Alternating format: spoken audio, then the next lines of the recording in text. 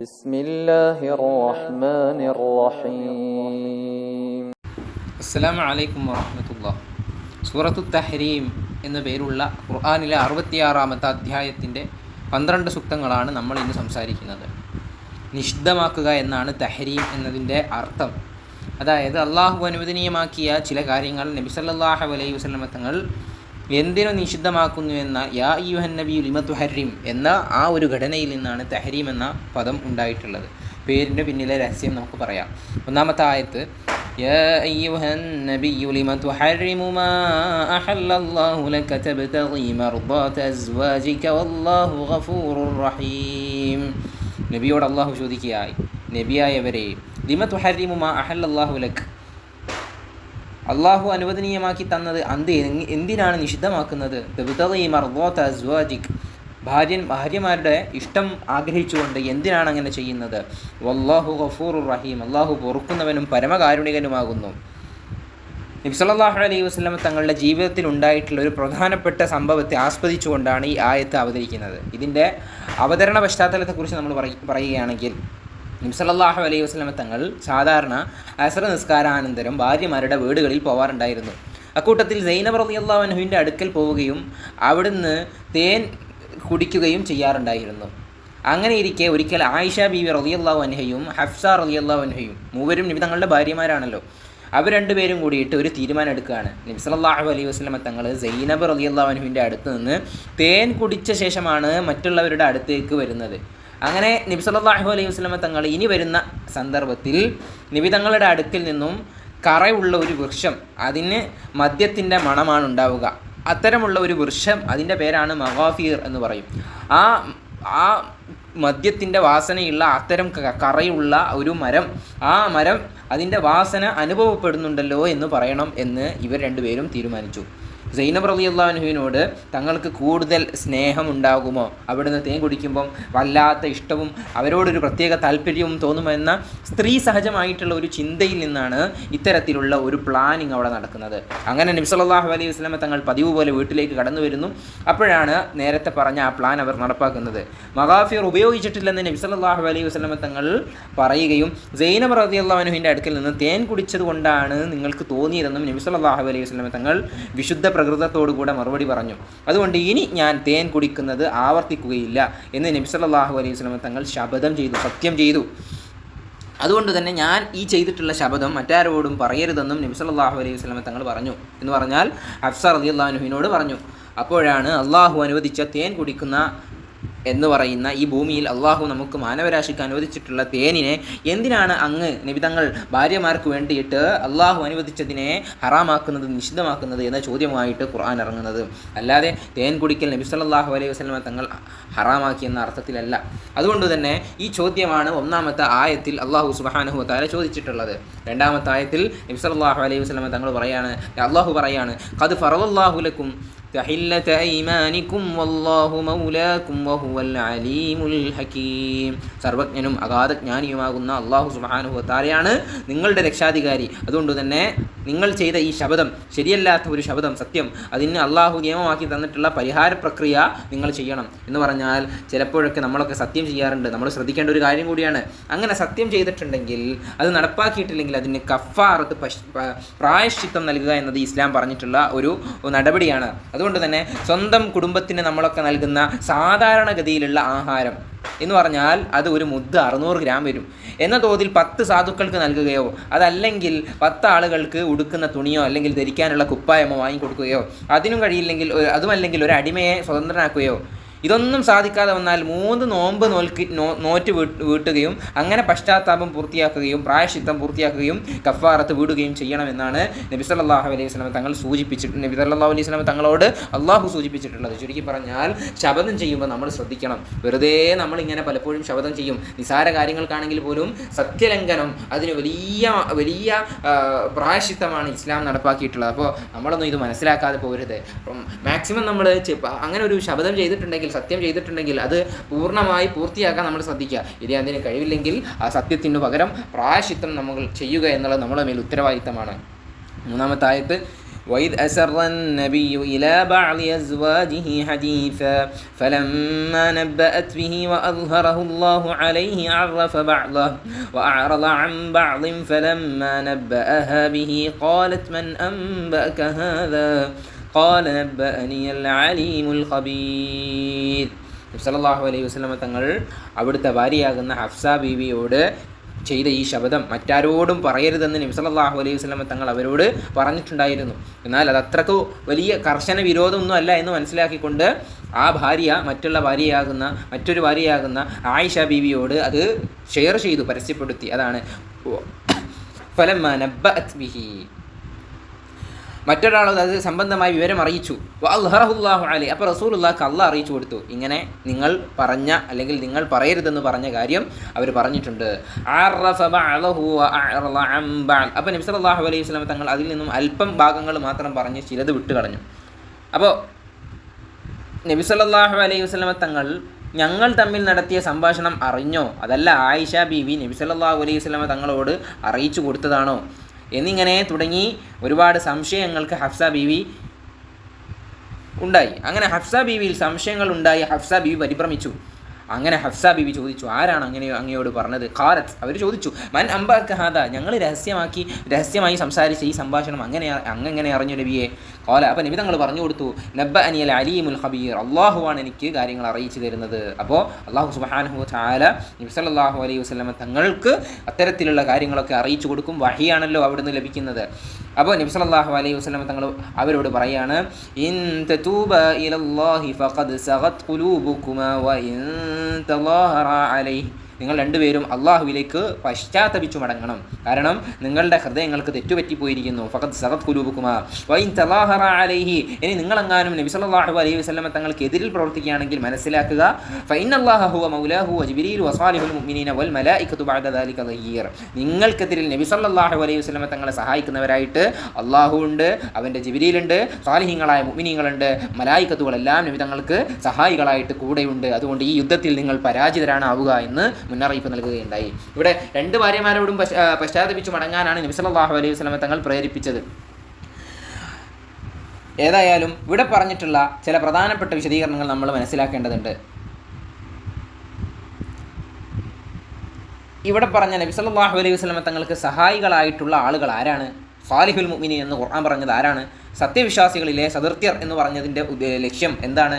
ഖതാദ റളിയല്ലാഹു അൻഹു, സുഫിയാൻ റളിയല്ലാഹു അൻഹു എന്നിവരൊക്കെ പറയുന്നത് നബി സല്ലല്ലാഹു അലൈഹി വസല്ലം തങ്ങൾക്ക് മുമ്പ് കഴിഞ്ഞു പോയിട്ടുള്ള അമ്പിയാക്കൾ റസൂലുള്ളാഹിനെ സഹായിക്കാൻ ഉണ്ടാകുന്നതാണ്. നമ്മൾ മനസ്സിലാക്കണം, നബി സല്ലല്ലാഹു അലൈഹി വസല്ലം തങ്ങളുടെ മുമ്പ് കഴിഞ്ഞു പോയ പ്രവാചകരാണ് സാലിഹുൽ മുഅ്മിനീൻ എന്ന് പറയുന്ന പദത്തിൻ്റെ ഉദ്ദേശാർത്ഥം എന്ന് ചില ഖതാദ റളിയല്ലാഹു അൻഹുവിനെ പോലെയുള്ള മുഫസ്സിറുകൾ പറയുമ്പോൾ അതല്ല സ്വഹാബികളാണെന്നും അതല്ല അബൂബക്കർ റളിയല്ലാഹു അൻഹു ഉമർ റളിയല്ലാഹു അൻഹു ആണെന്നും മറ്റു അഭിപ്രായമുണ്ട്.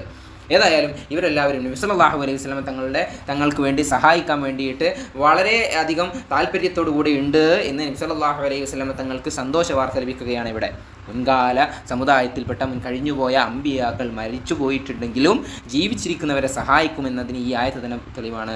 ഇമാം ഖുർത്തുബി റളിയല്ലാഹു അൻഹു പറയുന്നുണ്ട്, ഉമർ റളിയല്ലാഹു അൻഹു പറഞ്ഞതായിട്ട് ഇബ്നു അബ്ബാസ് റളിയല്ലാഹു അൻഹു ഉദ്ധരിക്കുന്നത് കാണാം. നബി സല്ലല്ലാഹു അലൈഹി വസല്ലം തങ്ങൾ തൻ്റെ ഭാര്യമാരോടൊന്നും ബന്ധപ്പെടാതെ പള്ളിയിൽ മാറി നിന്നു. ഈ സന്ദർഭത്തിൽ അങ്ങനെ പള്ളിയിൽ പ്രവേശിച്ചപ്പോൾ ജനങ്ങളൊക്കെ കൂടി അവിടുന്ന് പറയാൻ തുടങ്ങി, നബി സല്ലല്ലാഹു അലൈഹി വസല്ലം തങ്ങൾ ഭാര്യമാരെയൊക്കെ ത്വലാഖ് ചൊല്ലിയല്ലോ എന്ന് പറയുന്നുണ്ട്. അപ്പം അതിൻ്റെ നിജസ്ഥിതി എന്താണെന്ന് അറിയാൻ വേണ്ടിയിട്ട് നബി സല്ലല്ലാഹു അലൈഹി വസല്ലം തങ്ങളെ ഭാര്യയാകുന്ന ആയിഷ റളിയല്ലാഹു അൻഹുവിനെ ഉമർ റളിയല്ലാഹു അൻഹു സമീപിക്കുകയാണ്. അപ്പോൾ അന്ന് ഹിജാബിൻ്റെ ആയത്തുകളില്ല, അന്ന് ഹിജാബിൻ്റെ നിയമം വന്നിട്ടില്ല. അതിന് മുമ്പാണ് ഈ സംഭവം നടക്കുന്നത്. അങ്ങനെ നബി സല്ലല്ലാഹു അലൈഹി വസല്ലം തങ്ങളെ നിങ്ങൾ വിഷമിപ്പിച്ചോ എന്ന് ആയിഷ റളിയല്ലാഹു അൻഹയോട് ഉമർ റളിയല്ലാഹു അൻഹു ചോദിക്കുകയാണ്. അങ്ങനെ നബി സല്ലല്ലാഹു അലൈഹി വസല്ലം തങ്ങളെ നിങ്ങളുടെ മകളാണ് ഹഫ്സയോട് പറയുക എന്നായിരുന്നു ആയിഷ റളിയല്ലാഹു അൻഹുവിൻ്റെ മറുപടി. അങ്ങനെ ഹഫ്സ റളിയല്ലാഹു അൻഹുവിൻ്റെ അടുത്ത് പോയിട്ട് നീ നബിയെ വിഷമിച്ചോ, നബി സല്ലല്ലാഹു അലൈഹി വസല്ലം തങ്ങൾക്ക് പ്രയാസമുണ്ടാക്കിയോ എന്ന ചോദ്യം ചോദിക്കുകയും ഞാനില്ലായിരുന്നെങ്കിൽ നബി സല്ലല്ലാഹു അലൈഹി വസല്ലം തങ്ങൾ നിങ്ങളെ ത്വലാഖ് ചെല്ലുമായിരുന്നു എന്നും അവിടുന്ന് ഉമർ റളിയല്ലാഹു അൻഹു മകളെ പറഞ്ഞ് ശകാരിച്ചു. അപ്പോൾ ഹഫ്സ റളിയല്ലാഹു അൻഹു ശക്തമായി കരയാൻ തുടങ്ങി. ഏതായാലും ഉമർ റളിയല്ലാഹു അൻഹു നബി സല്ലല്ലാഹു അലൈഹി വസല്ലം തങ്ങൾ എവിടെയാണെന്ന് മകളോട് ചോദിക്കുകയും മകൾ ആ സ്ഥലം പറഞ്ഞു കൊടുക്കുകയും അങ്ങനെ ഹഫ്സ റളിയല്ലാഹു അൻഹു പറഞ്ഞ സ്ഥലത്തേക്ക് ഉമർ റളിയല്ലാഹു അൻഹു പോവുകയും നബി സല്ലല്ലാഹു അലൈഹി വസല്ലം തങ്ങളെ അവിടെ എത്തിക്കുകയും ചെയ്തു. അവിടെ എത്തിയപ്പോൾ റസൂലുള്ളാഹിന്റെ ഖാദിമാകുന്ന റബാഹ് റളിയല്ലാഹു അൻഹു അവിടുത്തെ ഉമർപ്പടിയിൽ ഇരിക്കുന്നുണ്ട്. അപ്പോൾ ഉമർ റളിയല്ലാഹു അൻഹു വന്നിട്ടുണ്ടെന്നും ഉമർ റളിയല്ലാഹു അൻഹുവിന് പ്രവേശിക്കാനുള്ള സമ്മതം ചോദിച്ചു വാങ്ങിത്തരണമെന്നും റബാഹ് റളിയല്ലാഹു അൻഹുവിനോട് അവിടുന്ന് ആവശ്യപ്പെട്ടു. അങ്ങനെ റബാഹ് റളിയല്ലാഹു അൻഹു അകത്തേക്ക് അനുവാദം ചോദിക്കും വിധം ചോദിക്കാൻ പറഞ്ഞു. അപ്പോഴേക്കും അതിൽ നിന്ന് തന്നെ നബി സല്ലല്ലാഹു അലൈഹി വസല്ലം തങ്ങൾ ഹഫ്സ റളിയല്ലാഹു അൻഹുവിന് വേണ്ടിയിട്ട് ശുപാർശ ചെയ്യാൻ വേണ്ടി ഉപ്പ വന്നതാണെന്ന് വിചാരിച്ചു. എന്നാൽ രണ്ടാമതും അനുവാദം ചോദിക്കാൻ പറഞ്ഞു. അപ്പോഴും നബി സല്ലല്ലാഹു അലൈഹി വസല്ലം തങ്ങൾ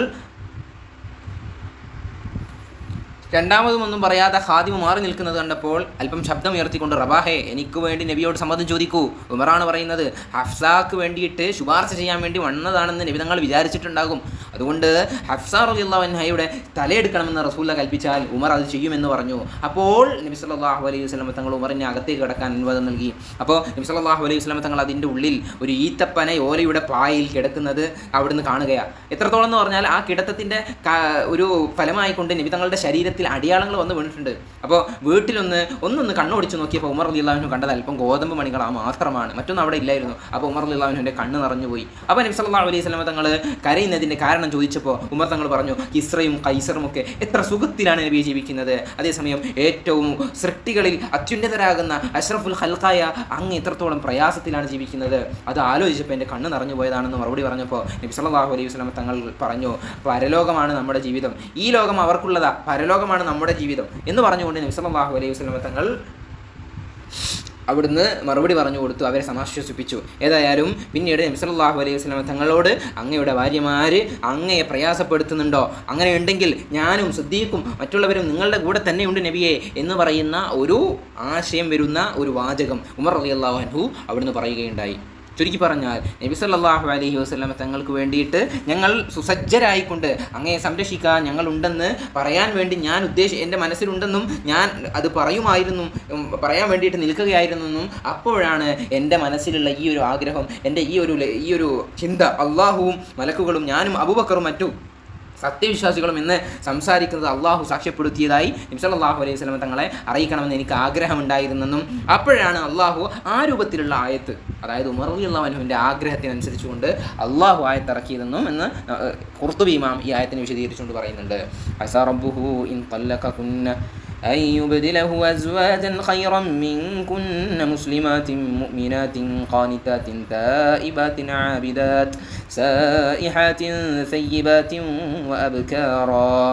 അള്ളാഹു സുബ്ഹാനഹു വ തആല അവർക്കൊരു മുന്നറിയിപ്പ് കൂടി കൊടുക്കുകയാണ്. നബി സല്ലല്ലാഹു അലൈഹി വസല്ലം തങ്ങളെ ഭാര്യമാരെങ്ങാനും അവരെ ഉപേക്ഷിക്കുകയാണെങ്കിൽ അള്ളാഹു അവരെക്കാളും നല്ല സ്വാലിഹീങ്ങളായ മുസ്ലിമീങ്ങളായ മുഅ്മിനീങ്ങളായ ഖാനിതീങ്ങളായ തായിബീങ്ങളായ എന്നിത്യാദി വിശേഷണങ്ങൾ എണ്ണി പറയുകയാണ്. അത്തരത്തിലുള്ള ഭാര്യമാരെ അള്ളാഹുവിൻ്റെ റസൂലിന് വേണ്ടിയിട്ട് അള്ളാഹു സജ്ജമാക്കും, പകരം നൽകുമെന്ന് അള്ളാഹു സുബ്ഹാനഹു വ തആല സൂചിപ്പിക്കുകയാണ്. മുസ്ലിമാത്ത് എന്നതിൻ്റെ ഉദ്ദേശം മുത്ത് റസൂലുള്ളാഹിന്റെ കൽപ്പനകൾ അപ്പടി അനുസരിക്കുന്നവർ. മുഅ്മിനാത്ത് എന്ന് പറഞ്ഞാൽ അവരോട് കൽപ്പിക്കപ്പെടുന്നതോ വിരോധിക്കപ്പെടുന്നതും സത്യവൽക്കരിക്കുന്നവരാണവർ. ഖാനിതാത്ത് എന്നാൽ അനുസരിക്കുന്നവർ എന്നാണ്. തായിബാത്ത് എന്ന് പറഞ്ഞാൽ ശരീരങ്ങളുടെ താല്പര്യങ്ങളെക്കാളും തിരുനബിയുടെ താല്പര്യങ്ങൾക്ക് പ്രാമുഖ്യം നൽകുന്നവരാണവർ. ആബിദാത്ത് എന്ന് പറഞ്ഞാൽ ധാരാളം ആരാധനകൾ ചെയ്യുന്നവരാണ്. സായിഹാത്ത് എന്ന് പറഞ്ഞാൽ നോമ്പനുഷ്ഠിക്കുന്നവർ എന്നും, അതല്ല വിശ്വാസ സംരക്ഷണത്തിനായി സ്വന്തം നാട് വിട്ട് സ്വദേശം വിട്ട് പലായനം ചെയ്യുന്നവരാണെന്നും അർത്ഥമുണ്ട്. ഇങ്ങനെ 5 വിശേഷണങ്ങളാണ് ഈ ആയത്തിൽ അള്ളാഹു സുബ്ഹാനഹു വ തആല മുത്തുനബി സല്ലല്ലാഹു അലൈഹി വസല്ലം തങ്ങൾക്ക് വേണ്ടിയിട്ട്, അഥവാ അങ്ങനെ ഒരു സാഹചര്യം വരികയാണെങ്കിൽ അത്തരം ഭാര്യമാരുടെ വിശേഷണങ്ങളെ കുറിച്ച് പറഞ്ഞത് 5 കാര്യങ്ങളാണ്. ഏതായാലും 6ാമത്തെ ആയത്ത്, യാ അയ്യുഹല്ലദീന ആമനൂ ഖൂ അൻഫുസകും വഅഹ്ലീകും നാറാ വഖൂദുഹാ الناس والحجارة عليها ملائكة غلاظ شداد لا يعصون الله ما أمرهم ويفعلون ما يؤمرون. ഇതുവരെ നബിതങ്ങളുമായി ബന്ധപ്പെട്ട കാര്യങ്ങളായിരുന്നെങ്കിൽ ഇനി വിശ്വാസികളോടുള്ള അള്ളാഹുവിൻ്റെ കൽപ്പനയാണ്. ഓ അംഫുസക്കും, നിങ്ങൾ നിങ്ങളുടെ സ്വന്തം ശരീരങ്ങളെ സൂക്ഷിക്കണം. വാഹ്ലീക്കും, നിങ്ങളുടെ കുടുംബത്തെയും നരകാഗ്നിയിൽ നിന്നും നിങ്ങൾ സൂക്ഷിക്കണം. കാരണം അതിൻ്റെ വിറകാകുന്നത് മനുഷ്യരും കല്ലുമാകുന്നു എന്ന് പറയുകയാണ്. അതുമാത്രമല്ല, അതിലുണ്ടാകുന്ന മലായിക്കത്തുകൾ, അതിൻ്റെ മേൽനോട്ടം നൽകുന്ന മലായിക്കത്തുകളുടെ സ്വഭാവം ഇലാവുൻ ഷിദാദ്, പരുഷ സ്വഭാവക്കാരും അതേപോലെ തന്നെ ശക്തമായ ആളുകളുമായിരിക്കും. ലാ യഅസൂന അല്ലാഹ മാ അമറഹും വയഫ്അലൂന മാ യുമറൂൻ. അവരെ നമുക്ക് അവരോടുള്ള കൽപ്പനകൾ കൃത്യമായി അവർ നിർവഹിക്കുമെന്ന് മാത്രമല്ല, അവരെ ഒരു നിലക്കും നമുക്ക് കീഴ്പ്പെടുത്താൻ കഴിയുകയില്ല എന്ന് കൂടിയാണ് ഇവിടെ പറയുന്നത്. നബി സല്ലല്ലാഹു അലൈഹി വസല്ലം തങ്ങളുടെയും ഭാര്യമാരുടെയും ഇടയിലുണ്ടായ സ്വാഭാവികമായിട്ടുള്ള കുടുംബ വിഷയങ്ങളാണ് ഇതുവരെ നമ്മൾ പരാമർശിച്ചതെങ്കിൽ, കുടുംബനാഥൻ എന്നുള്ള നിലക്ക് ഓരോ വിശ്വാസിക്കും സജീവമായി ശ്രദ്ധ ആവശ്യമുള്ള ഉത്തരവാദിത്തമാണ് ഇവിടെ അള്ളാഹു സൂചിപ്പിക്കാൻ പോകുന്നത്. അതായത് തൻ്റെ മാത്രമല്ല തൻ്റെ കുടുംബത്തെയും നരകത്തിൽ നിന്ന് രക്ഷപ്പെടുത്താൻ ആവശ്യമായ ശ്രമങ്ങൾ ഉണ്ടാവണമെന്നും അത് മുഖേന അവർക്ക് ശാശ്വതമാകുന്ന വിജയം, സ്വർഗം ലഭിക്കാനുള്ള ശ്രമങ്ങൾ, അതിലൂടെ കരസ്ഥമാക്കാനുള്ള കാര്യങ്ങളും ഭർത്താവാകുന്ന, കുടുംബനാഥനാകുന്ന, ഗൃഹനാഥനാകുന്ന വിശ്വാസികളുടെ മേൽ ബാധ്യതയാണെന്നും അതിനാവശ്യമായ വിജ്ഞാനവും ജീവിത വിശുദ്ധിയും ലഭിക്കാനാവശ്യമായ എല്ലാ സാരോപദേശങ്ങളും അവർക്ക് നൽകിക്കൊണ്ടിരിക്കണമെന്നും ഈ ആയത്തിലൂടെ അള്ളാഹു കൽപ്പിക്കുന്നുണ്ട്. ഇന്നത്തെ കുടുംബജീവിതം എത്രത്തോളം കലഹങ്ങളിലൂടെയാണ് മുന്നോട്ട് പോകുന്നത്. കൃത്യമായിട്ടുള്ള ഒരു നിയന്ത്രണം ഇന്ന് ഭർത്താക്കന്മാർക്കോ ഗൃഹനാഥനോ മക്കൾക്ക് മേൽ ഇല്ലാത്തതുകൊണ്ട്, ഭാര്യമാർക്ക് മേൽ ഇല്ലാത്തതുകൊണ്ട് അത്തരം വാർത്തകളാണ്, വേദനാജനകമായിട്ടുള്ള വാർത്തകളാണ് നമ്മൾ കേൾക്കുന്നത്. സദാചാര താല്പര്യം എന്താണ്, അതേപോലെ തന്നെ അവർക്ക് അള്ളാഹുവിൻ്റെ വിധിവിലക്കുകൾ എന്താണ്, അതേപോലെ തന്നെ തന്നിഷ്ടം കാണിക്കുന്ന ദുർമാർഗത്തിൽ ചലിക്കുന്നതിനെ നിയന്ത്രിക്കുക, അവർക്ക് സാരോപദേശങ്ങൾ നൽകുക. ഇത്തരത്തിലുള്ള നരകത്തിൽ നിന്നും കുടുംബത്തെ മുക്തമാക്കാൻ കുടുംബനാഥൻ ശ്രദ്ധിക്കേണ്ട എല്ലാ കാര്യങ്ങളെയും ഉൾക്കൊള്ളിക്കുന്ന ആയത്താണ് ഈ പ്രസ്തുത ആയത്ത്. നരകത്തിലെ തീയുടെ 70 ഒരു അംശമാണല്ലോ ഭൂമിയിലുള്ളതെന്ന് നബി സല്ലല്ലാഹു അലൈഹി വസല്ലം തങ്ങൾ പറഞ്ഞിട്ടുണ്ടെങ്കിൽ അതിൻ്റെ വിറകായിട്ട് വഖൂദുഹന്നാസു വൽ ഹിജാറത്തു, മനുഷ്യരും അതേപോലെ കല്ലുകളും, ഈ ദുർഗന്ധം വമിക്കുന്ന ഒരു തരം കല്ലുകളാണ് ഇവിടെ ഉള്ളതെന്നും അതല്ല ബിംബാരാധകർ, ബഹുദൈവ വിശ്വാസികൾ ആരാധിച്ചിട്ടുള്ള കല്ലുകളാണിതെന്നും അഭിപ്രായങ്ങൾ വന്നിട്ടുണ്ട്.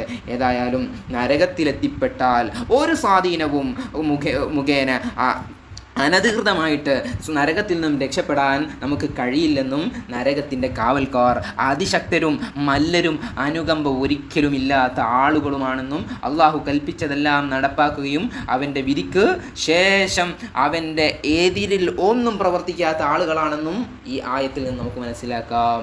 ഇമാം ഖുർത്തുബി റളിയല്ലാഹു അൻഹു പറയുന്നത് കാണാം, നമ്മളുടെ ശരീരത്തെയും അതേപോലെ നമ്മുടെ കുടുംബത്തെയും നരകത്തിൽ നിന്ന് കാക്കുക. നമ്മുടെ ശരീരങ്ങളെ നമ്മുടെ പ്രവർത്തനങ്ങളെ കൊണ്ട് കാക്കുക, കുടുംബങ്ങളോ സാരോപദേശം നൽകി അവരെയും കാത്തുരക്ഷിക്കുക. നിങ്ങളെല്ലാവരും ഭരണാധികാരികളാണെന്ന് നബി സല്ലല്ലാഹു അലൈഹി വസല്ലം തങ്ങൾ പറയുന്ന ഹദീസ് നമുക്കറിയാമല്ലോ. കുല്ലുക്കും റാഇൻ മസ്ഊലുൻ അൻ റഅയതിഹി വൽ മർഅതു റാഇയത്തുൻ ഫീ ബൈതി സൗജിഹാ. ഭർത്താവിൻ്റെ വീട്ടിലെ കാര്യങ്ങളൊക്കെ നോക്കി നടത്തേണ്ടവളാണ് ഭാര്യ. അപ്പോൾ മക്കളുടെ ഉത്തരവാദിത്തം മാതാപിതാക്കൾ കൃത്യമായി നിർവഹിക്കേണ്ടതുണ്ട്.